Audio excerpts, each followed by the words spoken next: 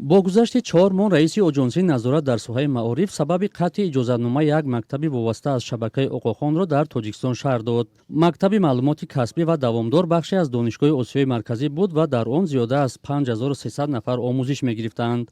محمد طاهر سعیدزاده روز 14 ایول در نشست مطبوعاتی گفت اجازتنامه این مکتب و نمایندگی‌هایش را در دوشنبه و خوجند و باختر و کلاب برای آن گرفتند که آنها گویا طلبات قانون را در باره نظام اجازتدهی رعایت نکردند. در سمت مثلا اجتماعی تربیوی، در سمت اجرای نقشه و برنامه‌های تعلیمی مطابق نبودن. مثلا در زمینه بکالوریات تطبیق شدن پرینسیپ‌های سازشنامه بالونیا بخصوص در جدول درسی گذاشتن مشغولیت‌های ساعت‌های تعلیمی و اجرا نگردیدن آنها از جانب هیئت پروفسوران و آموزگاران صحبت و کافدرهای دانشگاه در قسمت تعلیم تنها.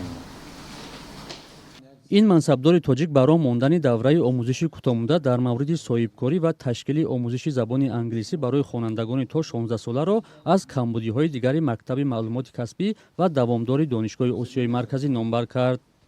امروز معین نشدن ساعت‌های اکادمی در دانشگاه مذکور یک ساعت اکادمی برابر 40 دقیقه معین شده.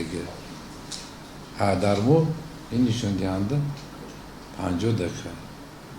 طبق طلبات و پرینسیپ‌های سازشنامه بالانه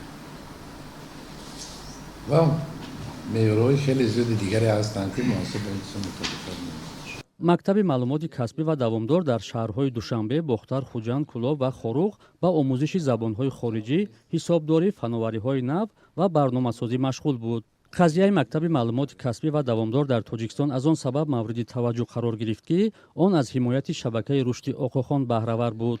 شبکه رشد اوقوخان از سال 2022 و پس از حادثه‌های خوروغ و روشن در ولایت مختار کوهستانی بدخشان از چند بینای خود در تاجیکستان محروم گشت. از جمله ماه سپتامبر سال 2023 به جای لیتسه اوقوخان در شهر خوروغ، لیتسه برای خوانندگان بالیاقت به کار سر کرد. زمین دانشگاه وابسته به شبکه اوقوخان و مهمانخانه سرینا در خوروغ نیز به اختیار دولت گذرانده شدند و باغ مرکزی فراغتی شهر خوروغ که زیر سرپرستی بنیاد اوقوخان بود به مالکیت دولتی تبدیل شد.